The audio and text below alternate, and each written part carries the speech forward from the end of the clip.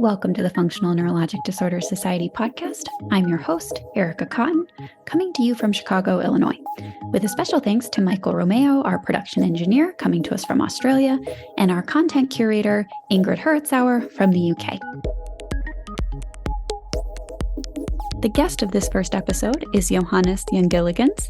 He is a clinical neuropsychologist and affective neuroscience researcher, focusing on neuropsychological and affective aspects of functional neurologic disorder. He is presently a postdoc in Bochum, Germany. In this episode, we discuss his professional pathway and background to F&D research and practice, as well as spending a good bit of time discussing the Interoceptive Model of Emotions and relevance to F&D, the underlying neuroanatomy of this process, and how this might relate to F&D prevalence rates being higher in women and those with a history of trauma, as well as how this emotional model might inform treatment. And lastly, we have a brief discussion of hopes for future growth and directions with this work. In case you missed it, FNDS members can also listen to Dr. Jungilligens discuss the article A New Science of Emotion, Implications for Functional Neurologic Disorder as part of the FNDS Journal Club, which occurred on May 4th. I will caveat that we are engaging in an academic discussion of these topics, and some of these discussions may appear blunt or direct to a patient-centric audience. Also, all views and opinions discussed in this podcast represent those of the host and respective guest, not any position or policy of the Functional Neurologic Disorder Society. And with that, here's my conversation with Dr. Jungilligens. Today, I have Johannes Jungilligens. He is a clinical neuropsychologist and affective neuroscientist, clinician, and researcher, and we are thrilled to have him today. So without further ado, I'd like to turn it over to Johannes to also hear about his professional pathway and development and his background into getting into FND and FND research. Yeah, so thank you so much for having me. It's really a pleasure to be here. So it really, it wasn't a planned path for me to go into FND research or FND, the clinical world, but it kind of happened to me. So actually, back when I was still a student doing my bachelor's degree in psychology here in Bochum as a student assistant in the epilepsy center of the university hospital, mostly doing night shifts, looking after patients with epilepsy, and most importantly, trying to detect when they had a seizure and then doing like some sort of a brief neuropsychological testing. But then I noticed that there were some patients where I saw a seizure, but first, I thought I got the EEG wrong because I didn't see anything on EEG, but then it turns out, well, those were patients with functional seizures. And I found that very interesting and fascinating from the very beginning. And then neurologist colleagues explained a bit more about the background of that. And this really, it fascinated me. And then a few months down the road, when I was thinking about what I could do as a master's thesis for my master's degree, a colleague of mine, Stoyan Popkirov, who then became a great friend and mentor, was also preparing a study in functional seizures here in Bochum. And we just decided that it would make sense to join forces. We would do the project together. And this turned out to be my master's thesis investigating stress reaction in functional seizure patients. And well, after that, I was just so interested in the whole research area of FND and functional seizures specifically, that I just decided that I would remain in that field and do my PhD, focusing on the role of emotion in FND. And I'm still here. After doing my PhD, I briefly went to Boston to join David Perez's group at Massachusetts General Hospital at the Harvard Medical School for 6 months as a visiting fellow, and then went straight back to Bochum here to continue working on affective processes, metacognition, and the neurobiological substrate of that in patients with functional seizures and FND in general. So that's basically how I got here. Oh, that's wonderful. It's funny. I think a lot of individuals, especially neuropsychologists, get their first exposure to functional neurologic disorders on the EMU. Right? We're there a lot for seizures, and then we incidentally get exposed to functional seizures. And that starts the whole cascade of interest into, well, what's happening here? What's happening in the brain with this? Why is it looking this way? Which is really great. Absolutely. So it just, for me as a neuropsychologist, or we as neuropsychologists, we're trained to kind of think from both ways, right? From the brain way and from the more psychological way. and to really see that condensated in one kind of phenomenon or clinical phenomenon is just so interesting, and it really got me hooked. Yeah. Wonderful introduction, and you've stuck with it, which is great and done very well, which is sort of the next piece that I'd love to hear more about is how you became involved in working with this more interoceptive model of emotion, modeling emotions in FND, which is really pioneering work. I think there's still, a lot to be, well, you can speak more to it than I can, I'm sure, of how little we understand about emotions and effective neuroscience in general, let alone in a condition like FND. So just really love to hear how you got involved in that and the direction that it's taken in your current work as well. Yeah. So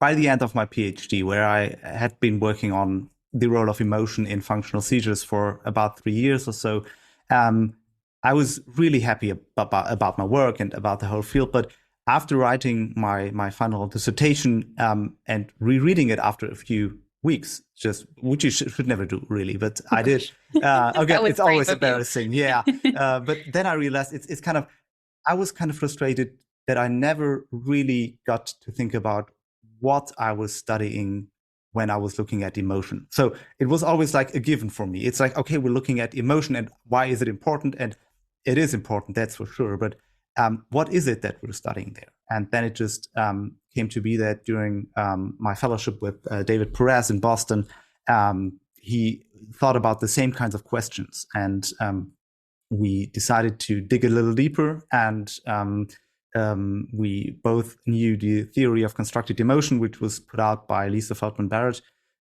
which is one of the more up-to-date, more recent theories on what emotions are. And when you read those papers that explain the theory, you know about FND, you kind of can't see the overlap. So when you read those papers and you know about those neuro theories, which include interoception and affect and all these body, brain, mind processes, and you also know about the topics in FND research, it's really so clear that there's a huge overlap. And so we decided to bring those two areas together to really dig into the up-to-date theories on what emotions are, to really deeply think about how do we understand what emotions are and how they come to be, and how this might relate to the pathophysiology of FND and other complex neuropsychological and neuropsychiatric disorders. So that was basically the starting point, the frustration that I thought, well, but what is emotion? We talk about it all the time. What is it? So yeah, that was basically the starting point. You feel as though you can answer that question now? What is an emotion? Sometimes I feel the more we dig into a topic, the less clear the answer becomes. But I'm curious, do you think you can answer that question now? Well, I think I have a more clear-cut answer than I had before, that's for sure.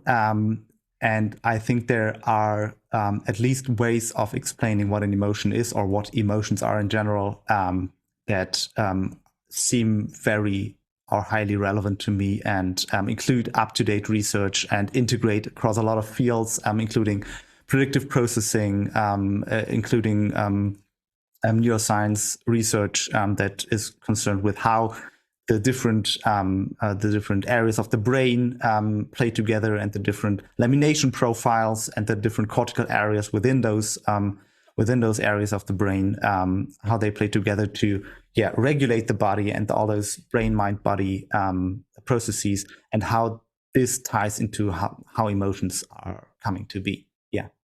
Yeah. So I often think about difficult abstract concepts like emotions, that at times it might be easier to think about essentially that we can sort of solve more relevant problems associated with a concept and sort of seek to sort of endlessly narrowly define it.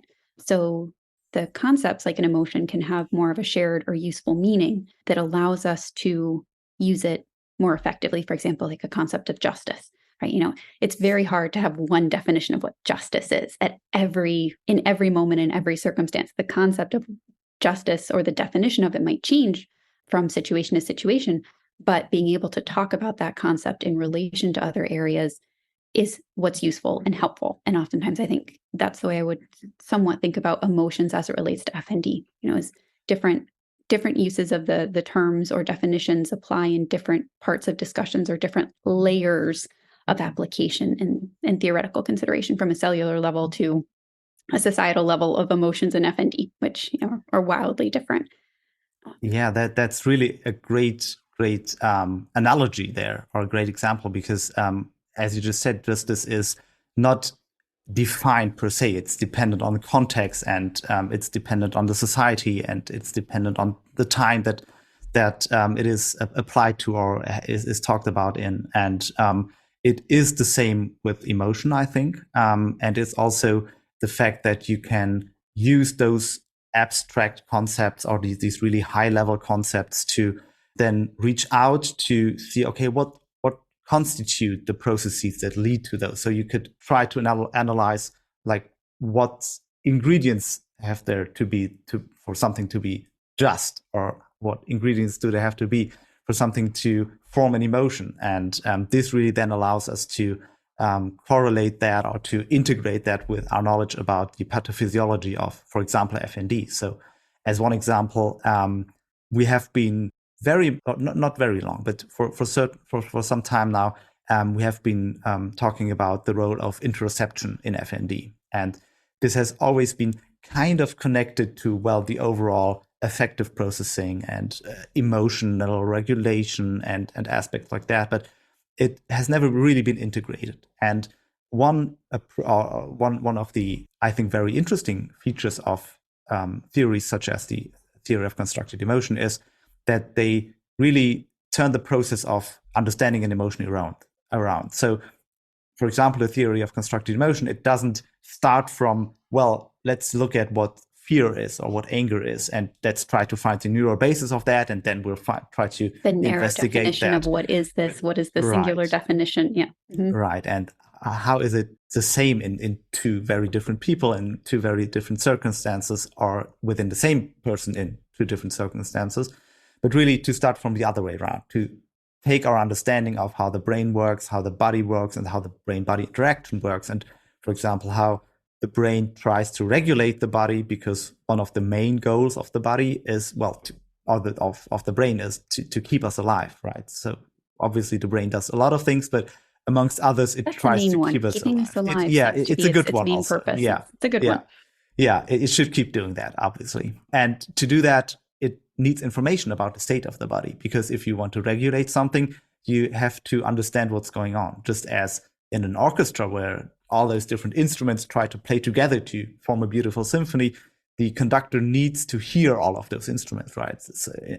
Otherwise, it would just be chaos. And just in that very way, the brain needs to know about what happens in the body to be able to respond to when something goes wrong.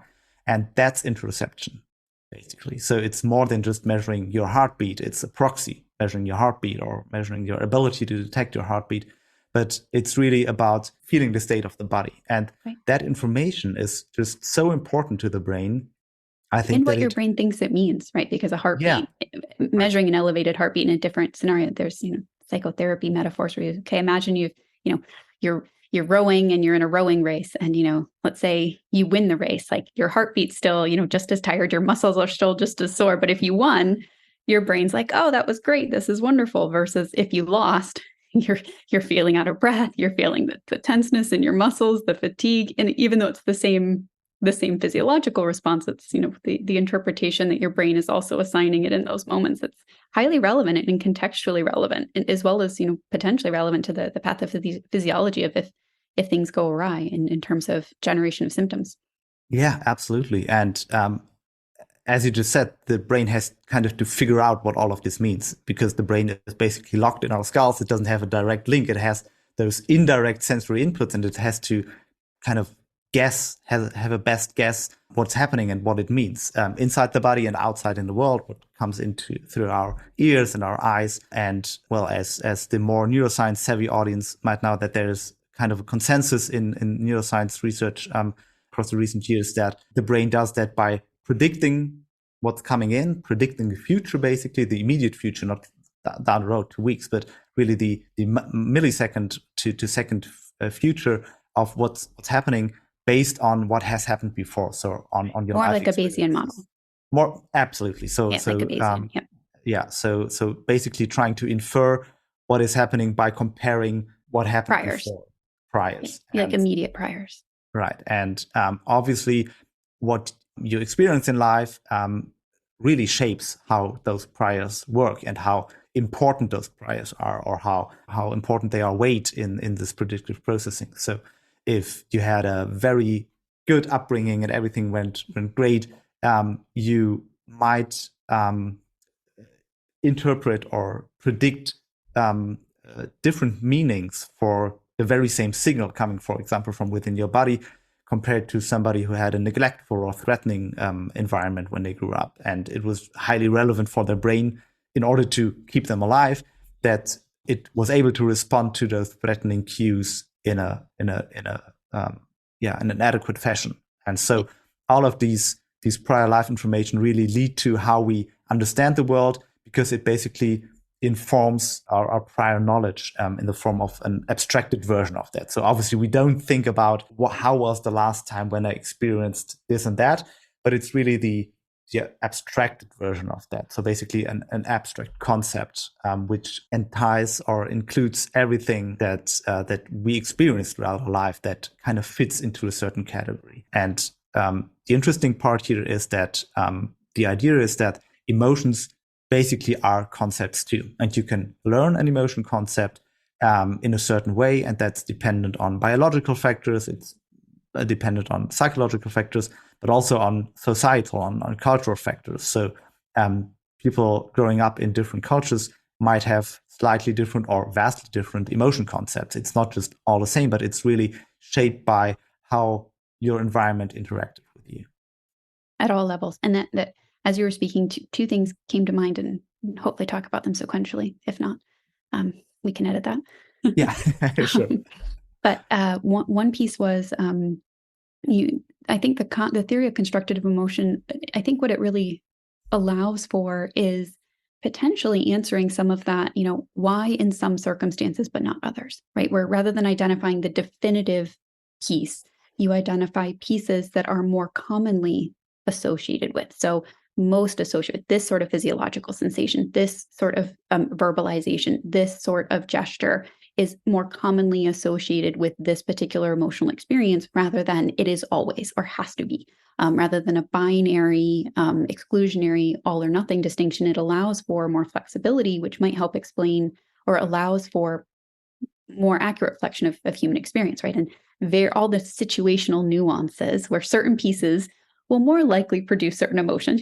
Someone walks up to you and stomps on your foot, and most people would reliably feel pretty angry, right?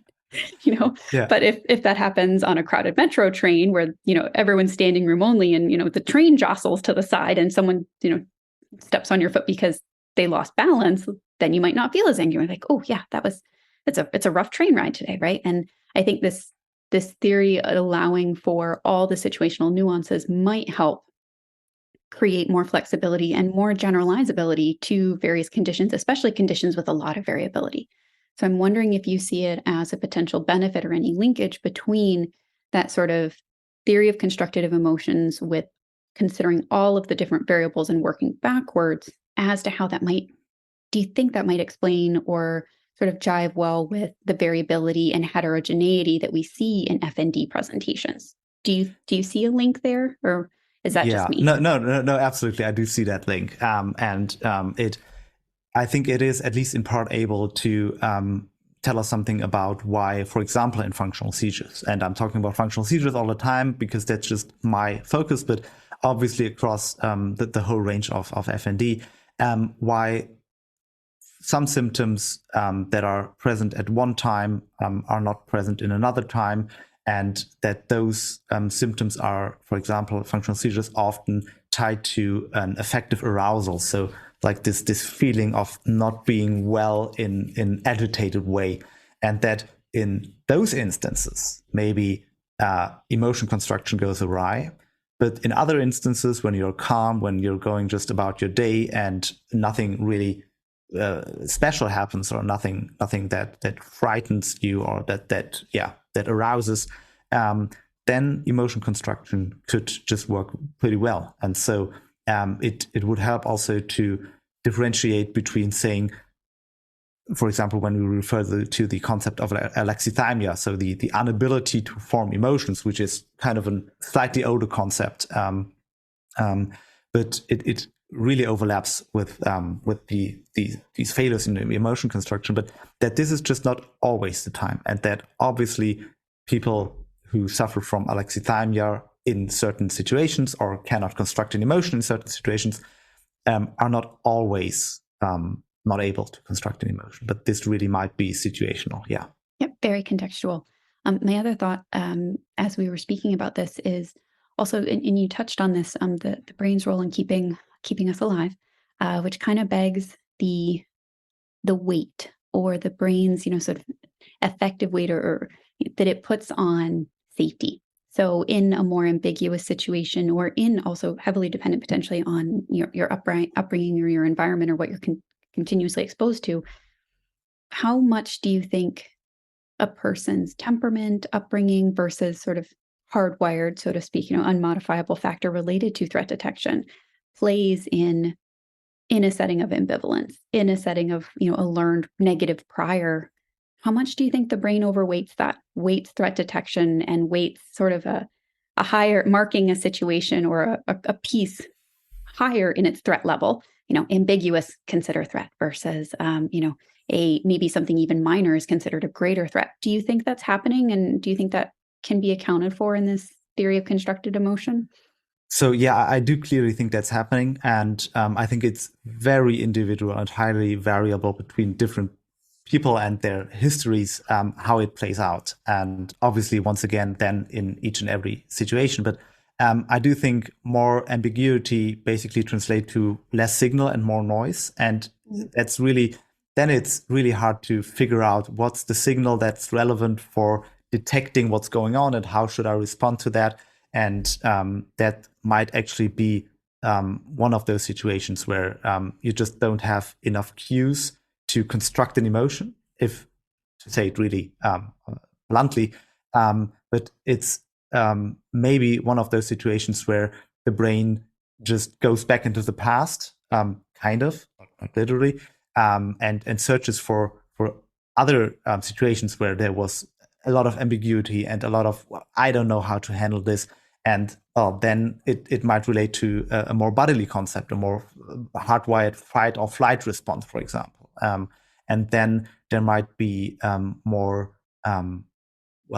hardwired, I don't want to call them primitive, but more like evolutionary old brain systems kicking in that are really there to provide you with an opportunity to fight or flight and to prepare you to just survive. And that in those survival moments, might it be an actual survival moment? Might it be a traumatic car crash or something like that, or a highly threatening situation where you're held at gunpoint or whatever, or whether it is just something that is as chaotic and as unpredictable as such a traumatic experience, might then lead to, well, I don't know what to do. Let's default back to fight or flight. Yeah, when in doubt, play it safe. I think is probably a good brain heuristic that it uses. And I appreciate, the carefulness or caution around using a term like primitive. But I think there are, our brains have evolved. They weren't always what they are. And I think, considering, took a delightful evolutionary psychology course that just like radically opened my personal mind to the potential role and relevance of these concepts. And I think being able to discuss them and consider them realistically today, we like to think that we have these super advanced brains that do super advanced things. We build buildings and we think these concepts and we do all these cool things, but really a lot of the basics of them are still very similar. And they're still in there to a large extent and play a very valuable role, I think. And I think untangling how present they are and how to best deal with them in a modern environment is probably pivotal to a lot of mental health and wellness. So I think it's pretty relevant to discuss. Yeah, absolutely. And on the other hand, it is amazing how much our brains can do, despite being like caveman brains. No, they're wildly advanced in some ways. Yeah, it is. But on the other hand, as you just said, they are built to make us survive. And they are very good at that because they've been doing that for a long time. And Obviously, those mechanisms that make you survive are key to the brain and are at the core of the functions of the brain, and they permeate a lot of other brain functions that we just talk about without being always that clear that they have something to do with how the brain and the body interacts. Well, I think that's a great segue into discussing some of the neuroanatomy of this more interoceptive model. But before we do that, I would just like to briefly mention, Johannes and I are discussing his model or his group's model of emotion, and there are other theories of emotion that have been historically proposed and developed. Ralph Adolphs has a well-established and long-running theory of emotion that's slightly different and has its slightly different approaches. We note that this is not the only model of emotion that exists, but this is the one that we are discussing today and are happy to have more of an extensive discussion in other podcasts in the future. So we acknowledge that and highlight that, but we also want to spend time talking about this model, specifically how it relates to FND. So with that said, if you wouldn't mind briefly walking us through for the neuroanatomy, neuropsychology geeks among us who want to hear all the neuroanatomy of how the neural systems work or would be proposed to work for this interoceptive model of emotion, that would be great. Oh yeah, I'd love to, because that's really that's the nitty gritty. Now we get all excited. Yeah, now the neuropsychologist gets on the microphone here. So it's maybe we have to briefly mention the idea of predictive processing once again, because it's just so key to that. And the main idea of predictive processing is, as we've just discussed a few minutes ago, that the brain tries to predict the future based on past experiences. And it does that, and then it compares those predictions to the actually incoming sensory input. So the information coming in from within your body, but also from your senses and sense organs. And it does that not just once, but at many steps of a hierarchy that is reflected in the different cortical areas of the brain. So you do have those primary cortical areas, for example, the primary visual cortex, the primary sensory cortex, where the primary information just comes in. But then you have secondary sensory cortices, where there is an abstracted version of this information. And then you have those multimodal sensory cortices, where those different modalities are combined to make one picture. And at every step, the information that is represented is getting a little bit more abstracted, a little bit further away from the actual input, and it is compared to the prediction at every step. And if there is a match, then fine, everything's great. If there is a mismatch between what the brain has predicted will happen and what actually happened, then there's something that we call that is called an prediction error. And this prediction error basically tracks the difference between what was expected and what really happened. And this is then used to update your next cycle of prediction. So you basically learn something. However, you don't learn everything and you don't predict everything with the same weight, because some things are just not that important to integrate them. Something just happens and the brain says, well, there's nothing tied to it. I'll not invest the energy to really consolidate that. Yeah. And so the third idea when we talk about predictive processing is that those predictions and the prediction errors are weighed. So there is a certain weight which is put on them by so-called salient signal. So a signal of saying, is this important or can we discard it? And these three principles are basically at the core of all of those predictive processing models. And the fascinating thing is that neuroscience in the recent years has started to understand how this is really happening in the brain. And the nitty-gritty part of this is that my hands going clap, clap, clap. Yeah, clap, yeah. clap on the side. Yeah, so exciting. So yeah, me too. So the main idea is that there's evidence that not all cortical areas are the same. So there is a microstructure, a so-called lamination profile, that basically reflects how many cell layers are in each of those cortical, or how many cortical columns basically are in these cortical areas. And these lamination profiles, they differ based on the main task of those cortical areas. So for example, those primary sensory areas that we've just talked about, the primary visual cortex, for example, they have the most complex 6-layered so-called corneocortex makeup. But every time the information is passed along one step and gets a little bit more abstracted, the cortical microstructure underlying that changes a bit. So it's getting less abstract. The information is getting more abstract, but basically the underlying microarchitecture is getting a little bit more generalistic. And so we can basically see a gradient of information flow, which is supported by a gradient in the cortical microstructure underlying all that. And at the very end of that gradient are those areas that we call limbic. So the limbic areas of the brain are basically areas with the most simple cortical makeup. And fascinatingly, the information, as we just talked about, that travels as a prediction error or is tracked by a prediction error down from these cortical areas is met from the other end of that gradient by the predictions. So those predictions, they actually originate on the other end of this. It's called a sensory-fugal axis. And that is basically that on the other end of this axis, we have those regions where we understand these predictions originate. And if we then take a step back and look at how these regions are represented in the brain and in what networks they are, then we can talk on the level of brain networks and on those overarching brain networks, such as the default mode and the salience network.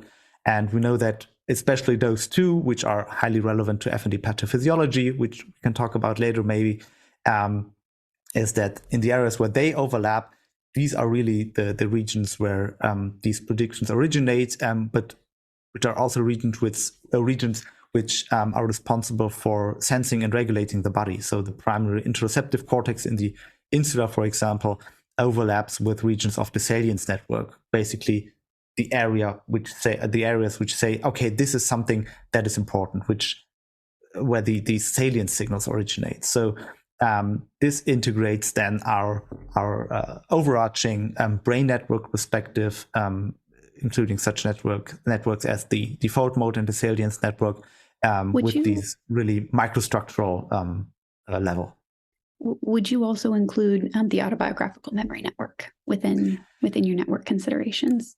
Yeah, so that's a very important but a very heavy or a very hard question for me to answer, because that was a loaded one. Yeah, it is a good question though. I do have to say that when we were working on that paper and integrating all the evidence, we really focused on the roles of interoception, of body regulation, of affective processes and predictive processing, and actively acknowledge that there are other functions that are highly relevant for everyday life, but also for all of these more abstract psychological constructs that we will not discuss further. Because then maybe it gets too complicated only for me, but I had the feeling that if we dug into this, we would kind of lose track of the idea that we would want to convey. But absolutely, we do know that there are also predictive processing models within, for example, the mesiotemporal lobe, especially hippocampus, which is responsible for example, autobiographical memory. So yeah, it does overlap. I don't think they are the same. I don't think that it's necessary. So I don't think that those episodic memories that are represented in our autobiographic memory are just the same as the regions that are responsible for concept generation, because as we talked about earlier, those concepts are really abstracted versions. They are stored as not the memory itself. Yeah, I think there might be a fundamental difference between sort of a content and process, right? If the autobiographical memory network stores more of the content and those content specifics, the salience networks might be more thought of as the mechanism by which those are made and processed, right? The actual digestion, development, analysis, formation, more of a process approach, which can be highly variable. Yeah, and I think it's probably also more relevant for FND to stick to the kernel, right? I mean, to stick to the kernel core process. And I think everyone would probably agree that there's a highly relevant role of our salience network when it comes to FND and the consideration. So yeah, just a thought. Had to put that out there though, Yeah, no, absolutely. And I do think so. I'm not enough of a memory researcher, not at all, actually, to really be able to talk about this. Which is ironic because, in the brain salience network and yeah. amygdala, hippocampus, they're like, It is.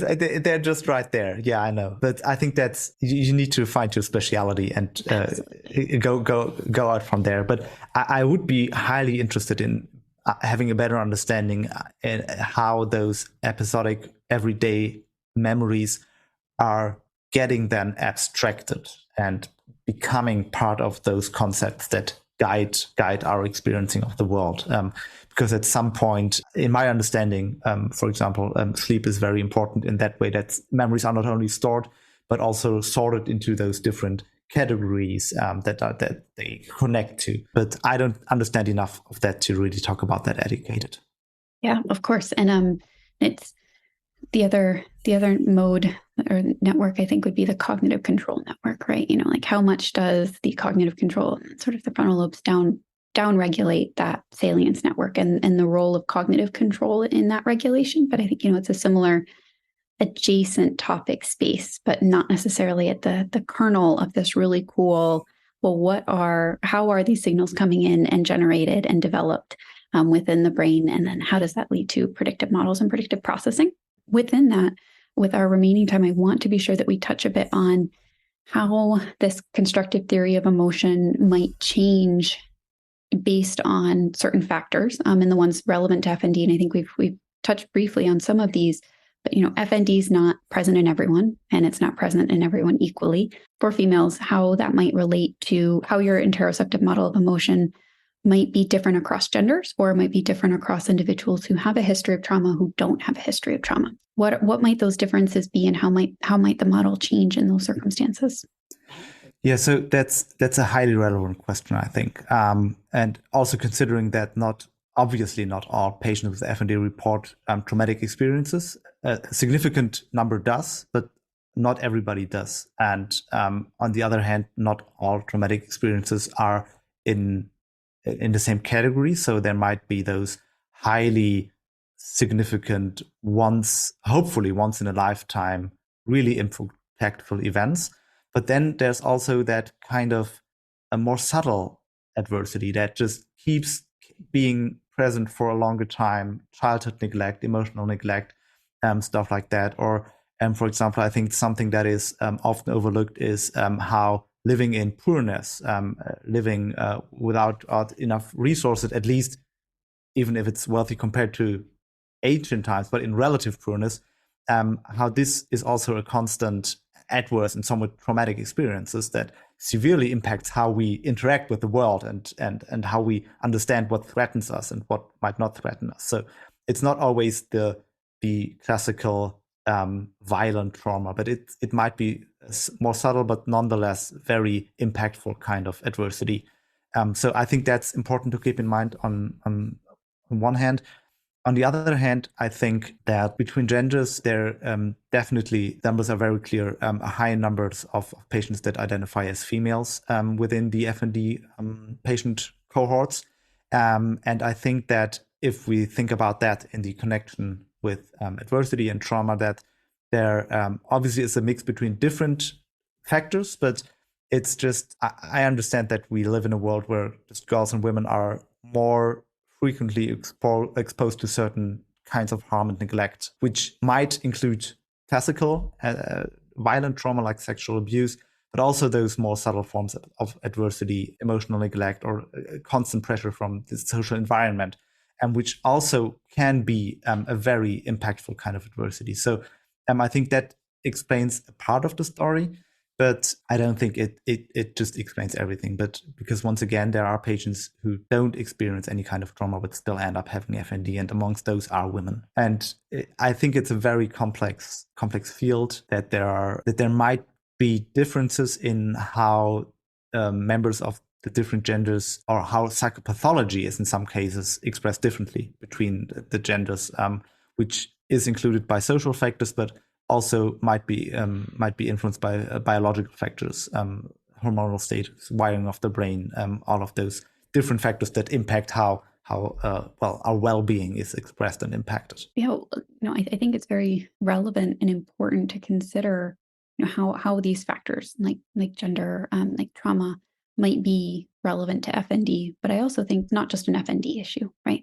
On the broader aspect of, emotions and gender identity based on biological identity versus all of those different nuances. I don't think the broader field of affective science, of psychology, have the greatest grasp or even whole comprehensive understanding of how each of these factors might influence a person, let alone within the subset of brain function that is FND. So I think these are broader questions, but just because I don't think we have the full picture and we're always working with pieces and incomplete information means, we don't consider it and discuss it, or at least acknowledge its relevance to the population that we're working with. And there's always this sort of clinical, I don't know if you find this, but I find this sort of tension between research and clinical work, right? Where research sort of pulls for this, differentiation, clear definition, which almost creates these artificial bifurcations or these artificial delineations of this is that and that's this, like gender, it's male or it's female or it's this or it's that or it's not. Male, female, other, male, female, all these other characterizations where, clinically we would just consider the whole person. It doesn't matter what percent they identify. Maybe they identify as partly percent or not all the percent or nothing, or, and it's just so much easier, I think, clinically to more work with these concepts on an individual level when the person sitting in front of you and can be present with them as a whole person versus and their whole brain and how that works for them.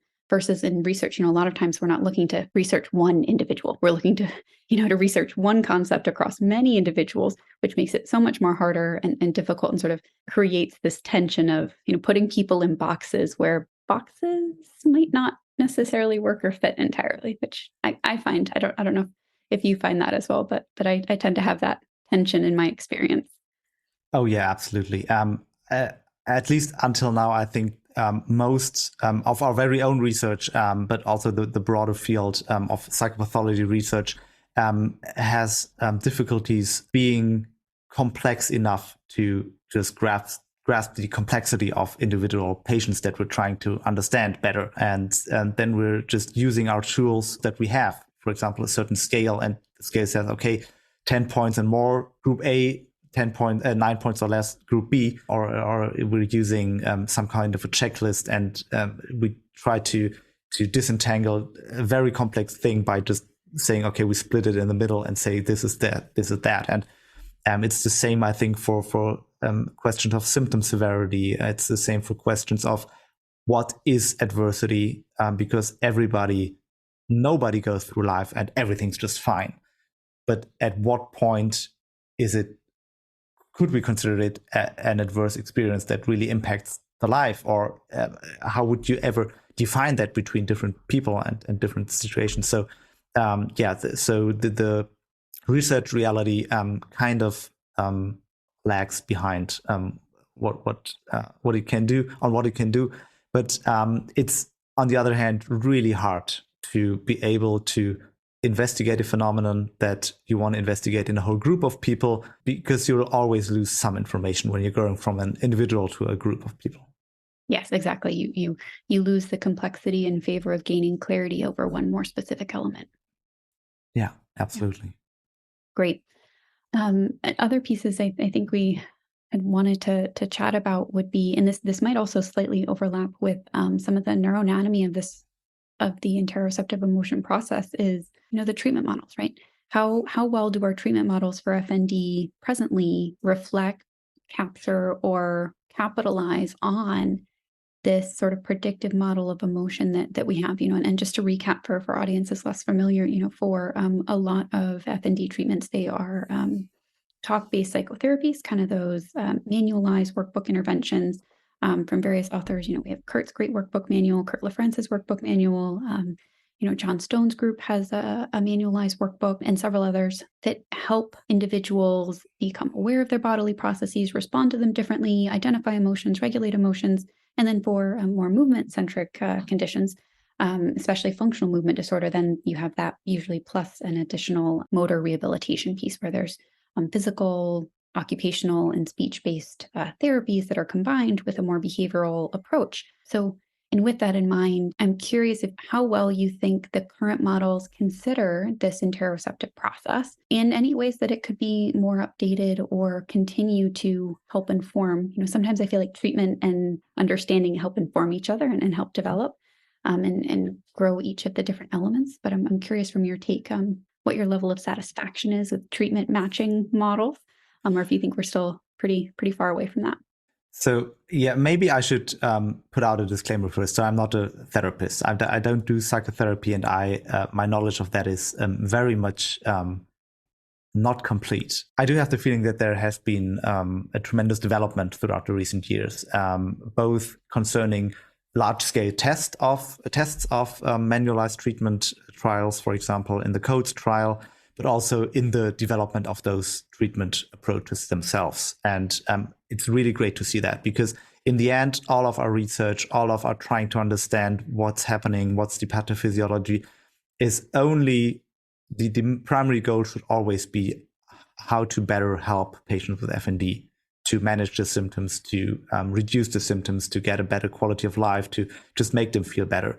And so ultimately, it all leads to how do we make our treatments better. From my understanding, there is a lot happening around the ideas of how to express emotions, whether it's an idea or an approach where the idea is to have psychotherapy or talk therapy as a place to express emotions that were previously unexpressed, which is more related to maybe a conversion approach of a suppressed emotion or an unexpressed emotion, or whether it is something that is more related to this interoceptive approach or this predictive processing approach, where it's not a place or where psychotherapy isn't the thing that makes you express an emotion that wasn't expressed before, but where you are learning to construct an emotion, where you're learning to tie your interoceptive information, the way you feel, to a concept, and then use this concept in the future,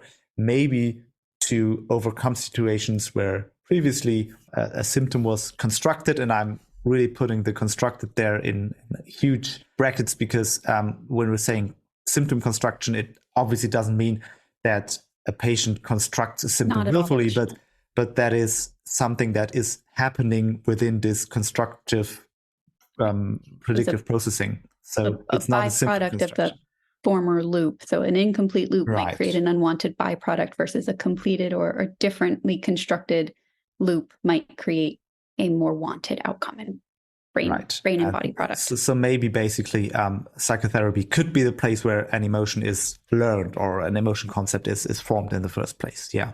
Yeah. So, but as I said before, I'm not a therapist. I don't do therapy. So maybe you could talk a bit more about your experiences with that, because I would be very interested in that. Yeah. Just disclaimer to those listening. I would consider myself a psychotherapist, which is ironic for a neuropsychologist. Johannes, I'm sure you know that most neuropsychologists really don't venture into the psychotherapy. Yeah, but they should. So it's good that you do. I agree. I think we do bring something valuable to the table. But I've been fortunate to be well trained by mentors, and I think your theory of constructive emotion is really maps on exquisitely well to what I experience as the psychotherapy process for a lot of patients with FND, in a way that's different from people who don't have FND. I think for a lot of individuals who don't have FND, there's sort of the emotions there, and it's just this well established. It's just in the room. It's present. It's fully formed, and there's all these defenses around it, and all these patterns and habits, and it's just kind of interesting. I'm like, oh wow, it's just all out there. And then I work with people who have FND. I'm like, okay, I've got to find this. Where is it? I almost like have to work with them to bring it together and create some sort of cohesion from the various components of their experience. And then we use language to give that a different set of meaning, or even meaning where there wasn't, right? Not a different meaning always, but just that they didn't have a language or a completed sense of the holistic process. So I do find for a lot of FND work, it's creating a healthy cognitive scaffold or construct to hold all these pieces of experience. And it's these pieces of their experience, bodily, internally, interpersonally, that they then label as something that then helps them be more effective in their daily life, right? In their world. And that's different for everyone, what someone might label or differentiate. And I think there's some limitations to language here. Language doesn't capture perfectly, our internal experience or past experience. And I do think there is a role for the correction, right?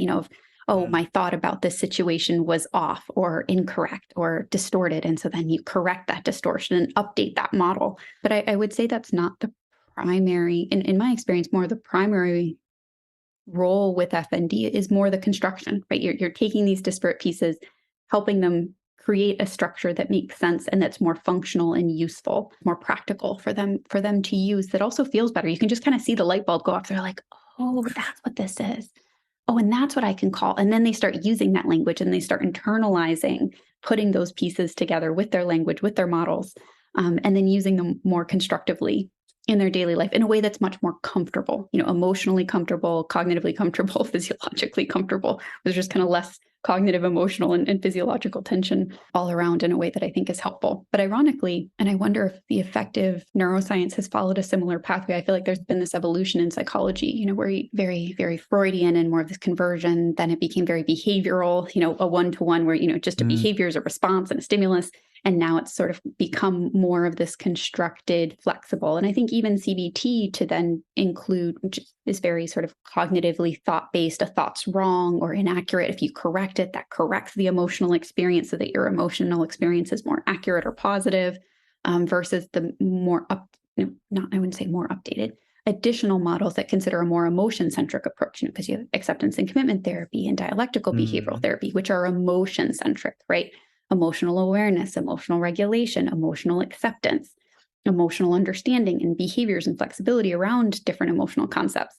And so I'm appreciative that I feel like a bit like the affective neuroscience has also kind of followed that trajectory where, it was initially this we don't know what's happening, let's take a guess, to like, okay, this is behavioral, to now, okay, now we can talk about emotions directly. I don't know if you've felt as though the affective neuroscience has kind of mirrored the psychotherapy pathway or development. Yeah, so first of all, that's so interesting, everything that you just talked about. And it's so great to basically see that what is happening in the basic science approaches and the pathophysiology approaches and in all of neuropsychological conceptualizations, that it really does have a place in psychotherapy and that it really relates to what happens there. So that's so good to hear. And it's so important to know that research and clinical practice are going hand in hand there, at least in some way. And I do think that you're right that both sides kind of educate each other, so that both can learn from each other and that both should listen to each other. And I think that's the case for the broader field of affective neurosciences, but also it's critical for the field of FND research. So we need those clinician researchers, we need psychotherapists to go out and report what they learn from doing therapy with patients with FND. We have to listen to patients and their perspectives, how they experience their symptoms and their illness, but also how they experience when they get better and how they got better, and to really integrate that into how we research and advance research in FND. Oh, definitely couldn't agree more. And I think for the role of affective neuroscience in some of these models, I actually think it's very beneficial for patients to have an understanding of this, right?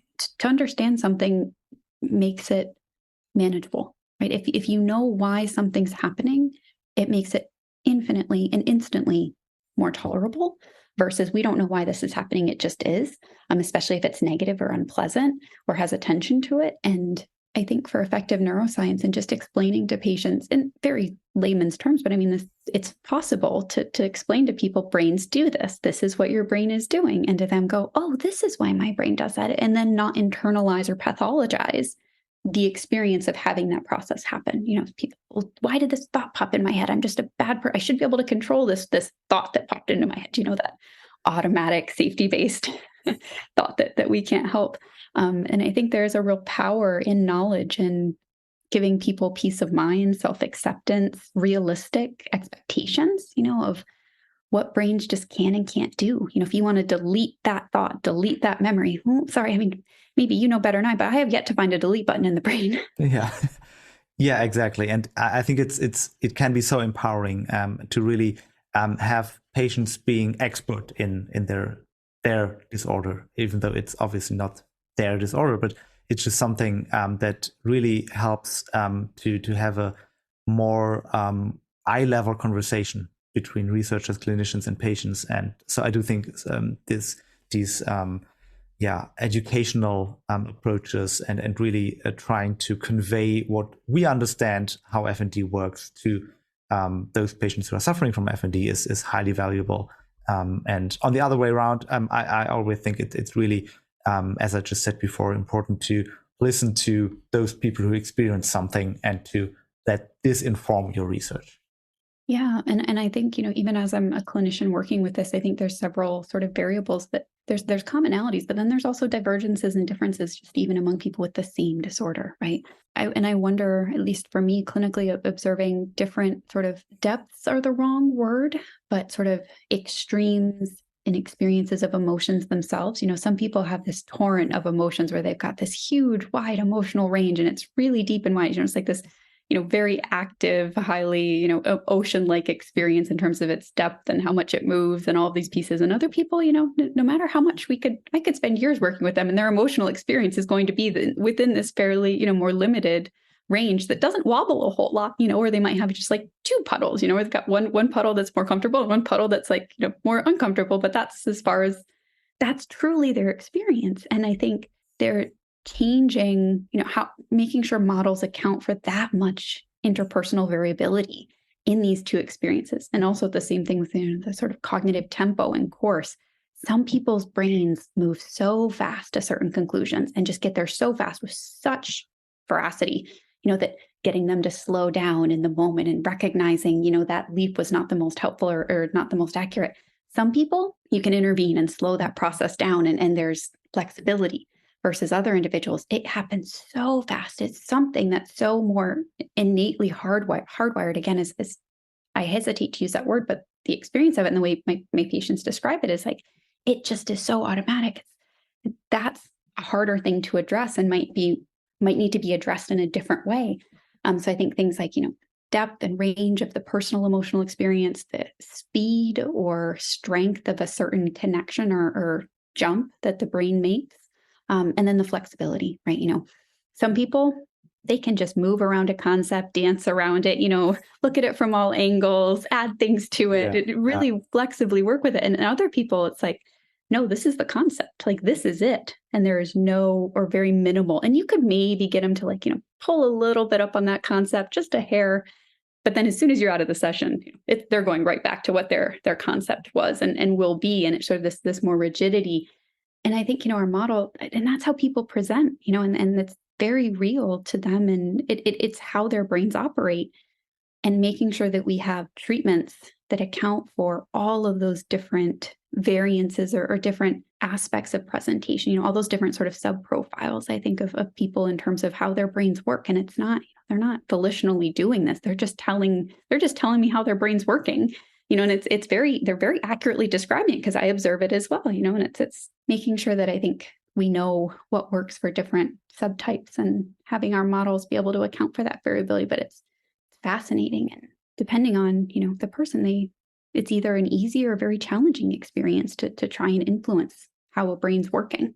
Can also be a lot of suffering involved if their brain's not one to be influenced, right? If they're nudge, if their brain can't be nudged, and it just still creates a lot of misery, which is, we have to have something for them too. And it's the work yet to be done, if that makes sense.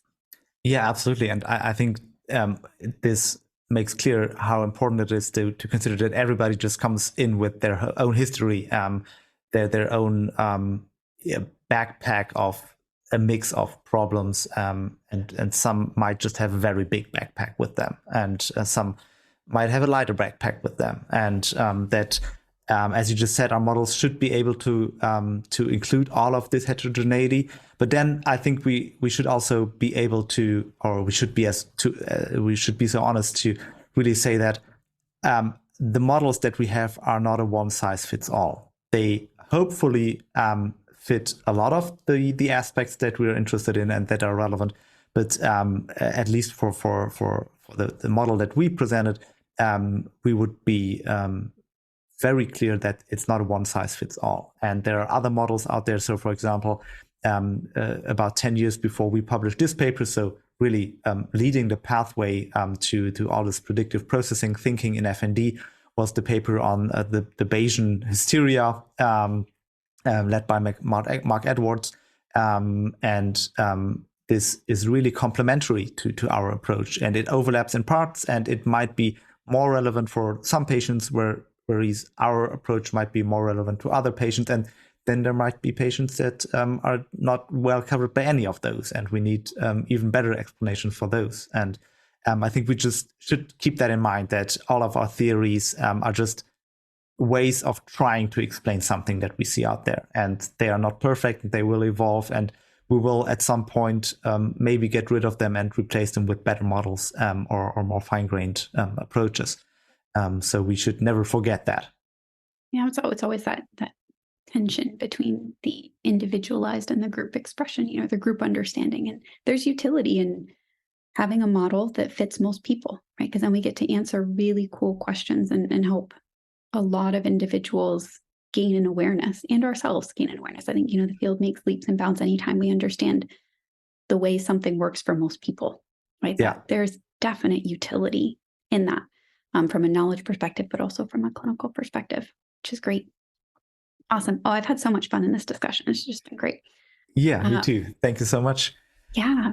Any last comments or future directions or future thoughts before we sign off for the day? Where would you love to see the affective science field go, or the FND field go, as it relates to affective neuroscience?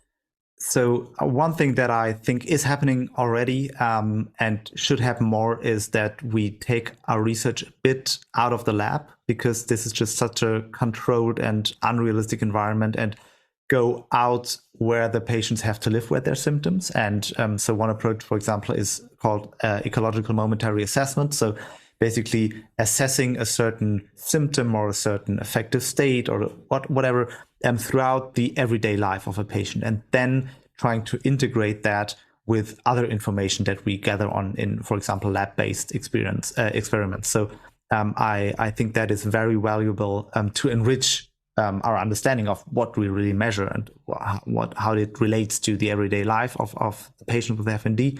And then I am always a fan of integrating research across different modalities. So to have a really biological, maybe neuroimaging, neurophysiological measure, but then also to include behavior, for example, through behavioral paradigms, measuring, for example, proxies of whatever happens in FND, to include self-report, to include clinical data, and to really integrate across all of this, to not just measure something in isolation and try to understand what it means. So really trying to get a better understanding across a range of different factors. And then obviously always trying to translate that into better helping patients and better, or developing better therapy models, developing individualized therapies maybe based on biomarkers, if you want to call it that way, from those lab-based experiments. So I think this is really something where at least a part of the research field in FND is going to be, and that's a good place. Yeah. Sort of a precision FND rehabilitation approach. There's a that model. Would be so cool. Yeah. Yeah. Rehabilitation medicine, physical medicine and rehabilitation is taking that approach. They're attempting to. They're aspiring to a precision rehabilitation that's much more individualized. And I would love if that model would carry over to FND, which in a lot of ways very much takes a rehabilitation approach to these neurologic type symptoms, which is very important. Oh, I love that. No, I think those would be great directions. And it sounds like you've certainly got your work cut out for you for the rest of your career. Oh yeah, it's not getting boring over here. I'm sure of that. There's just so much to do, and I think that's one of the great aspects of this research field in FND is that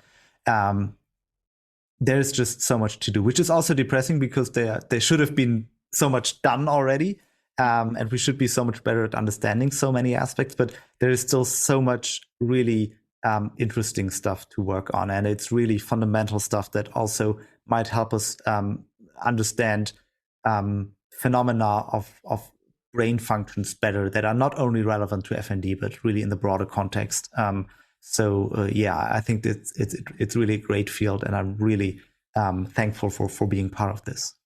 Oh, that's wonderful. I agree. I'm hopeful and sort of have this sort of secret, no, that won't be secret after I say it out here, sort of this belief that, if we can expand our understanding of FND, and if we can sort of crack the FND issue, that sort of understanding that mechanism, then it will really expand and help more of behavioral health, right? And more cognitive and behavioral phenomenon that, we previously have been struggling to treat to a certain extent. So that's my sort of secret wish or desire. Maybe that's a little, egocentric, like we're the key to everything.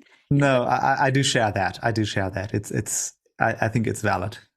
This has been delightful in talking with you. And thank you so much for being our very first guest on this podcast. And I've learned so much, and I'm sure that all of our listeners have as well. Yeah, thank you so much for having me. I do want to thank the co-authors of that paper that we've talked about so much, which is Sara Paredes Echeverry, who was the co-lead author as a postdoc at Mass General at the group of David Perez. Then obviously David Perez, who is the director of the Functional Neurological Disorders Clinic at Mass General in Boston. My colleague Stoyan Popkirov, who, as I introduced in the beginning, was has been a long-time friend and mentor in this field. And then Lisa Feldman-Barrett, who lended us valuable insights into her theory. So obviously such a paper is never a one-person effort, but this really was a group effort. And I'm really thankful for this team effort. And we are very thankful for you all in this Herculean effort and the continued future directions. There's just so many more things to do. Absolutely. Well, thank you so much for having me. Looking forward to all those other episodes on this podcast. Yeah, see you then.